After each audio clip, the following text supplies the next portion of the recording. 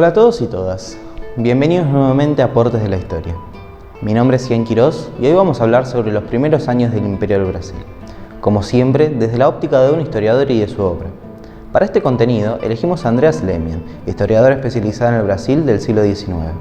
El texto que utilizaremos es un artículo publicado en la revista Espacio, Tiempo y Forma de la Universidad Nacional de Educación a Distancia. En 1822 se produjo la independencia del Brasil y proclamación de Pedro I como emperador.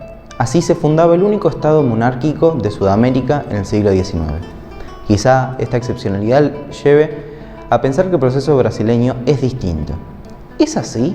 O mejor dicho, ¿es el proceso brasileño distinto al de los demás países latinoamericanos? Intentemos responderlo. Si queremos establecer una diferencia, se da en el proceso de conformación nacional.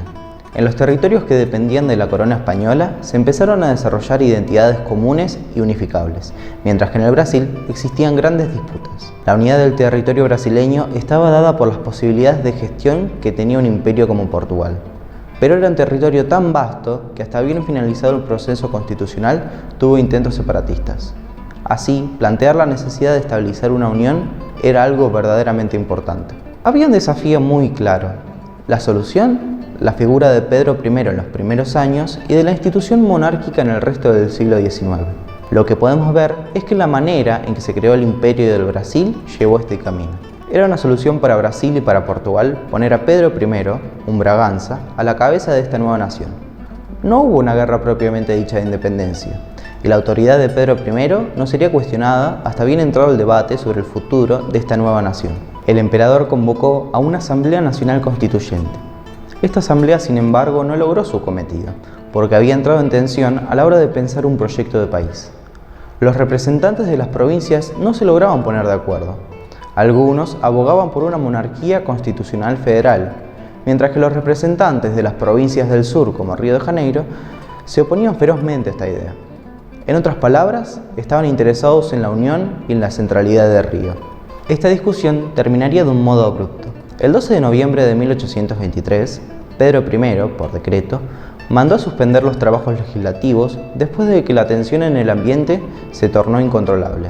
Como emperador y defensor perpetuo del Brasil, afirmaba que tenía todo el derecho de disolver la Cámara, al mismo tiempo que afirmó que haría una constitución el doble de liberal que la extinta. Como pueden ver en el capítulo 33 de Historias Coloniales, esto llevó en instancias finales a la abdicación de Pedro I, pero no a la disolución de la monarquía. La abdicación de Pedro se dio por las tensiones entre las élites regionales y un gobierno que había entrado en una deriva absolutista. Conformar una nación centralizada y absolutista no tenía un futuro firme. Las élites brasileñas ya se habían opuesto a un régimen similar, pero la monarquía seguía siendo una herramienta útil. Citando a Andreas Lehmann, hay que resaltar que la recreación de la monarquía en moldes constitucionales en el Brasil, incluso habiendo sido fruto de un proceso conflictivo y errático, nació también de algunos consensos que pudieron ser posibles desde el momento de la independencia.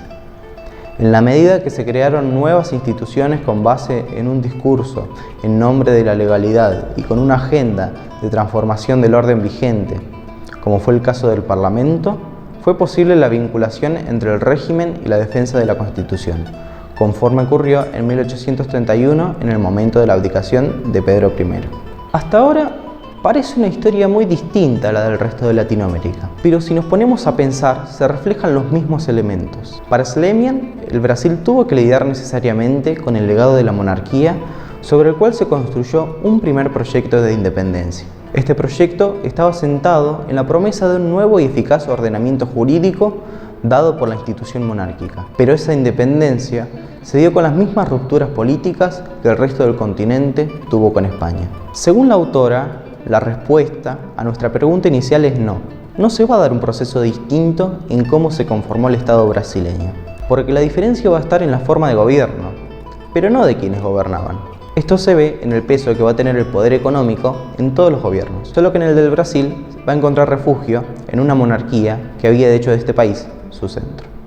Así terminamos un capítulo más de Historias Coloniales, esta vez transmitiendo desde el Colegio Nacional Dr. Arturo Illia, dependiente de la Universidad Nacional de Mar del Plata. Bueno, ya sabes, si te gustó, dale like y suscríbete. Nos vemos en Aportes de la Historia.